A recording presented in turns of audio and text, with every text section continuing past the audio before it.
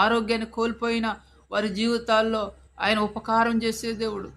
యేసు ప్రభు దగ్గరికి చాలామంది ప్రజలు వచ్చి యేసయ్యని ఆయన స్వస్థపరచాలని ఆశపడ్డ వాళ్ళు ఎంతోమంది ఉన్నారు. మనం చూస్తూ బైబిల్ గ్రంథంలో మనం పరిశీలన చేస్తే యేసు ప్రభు దగ్గరకు వచ్చి చాలామంది ఆశీర్వాదాన్ని పొందారు, సమాధానాన్ని పొందారు, సంతోషాన్ని పొందారు, రోగాల నుంచి విడుదల పొందారు, వ్యాధుల నుంచి విడుదల పొందారు. విడుదల కలిగించిన దేవుడు ఆయన, ఉపకారం చేశారు. ఎవరిని కూడా ఆయన త్రోసివేయలేదు. నయమాను సిరియా దేశం నుండి వచ్చాడు. సిరియా దేశం నుండి దేవుని సన్నిధి కొరకై,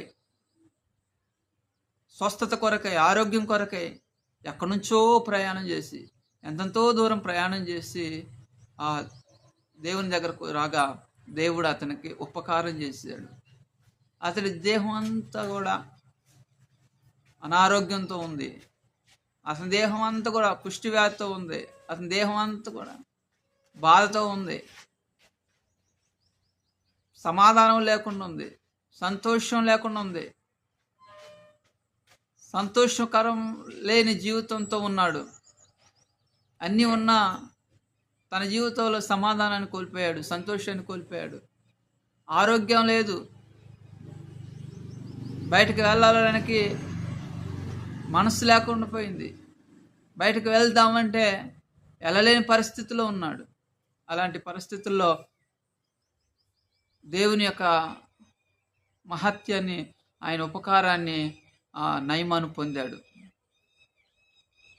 దేవుని మాటను విన్నాడు, దేవుని మాటకు లోబడ్డాడు, దేవుని యొక్క మాటకు లక్ష్యం ఇచ్చాడు. అతడు యోర్దాను నదిలోకి వెళ్ళి 7 మార్లు స్నానం చేయని దైవజనుడు చెప్తే, దైవజనుడు చెప్పిన మాటను విని, దైవజనుడు చెప్పినట్టుగా అతని దేహానికి స్వస్థత కలిగించుకోవడానికి అతడు ఆ యోర్దాను నదిలో 7 సార్లు మునిగాడు.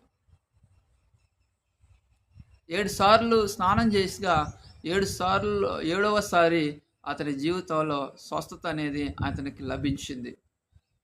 ఆరోగ్యం అనేది ఆయనకు లభించింది.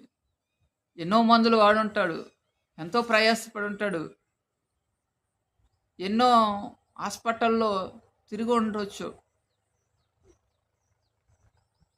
ఆ కుష్టి వ్యాధికి వైద్యం లేదు.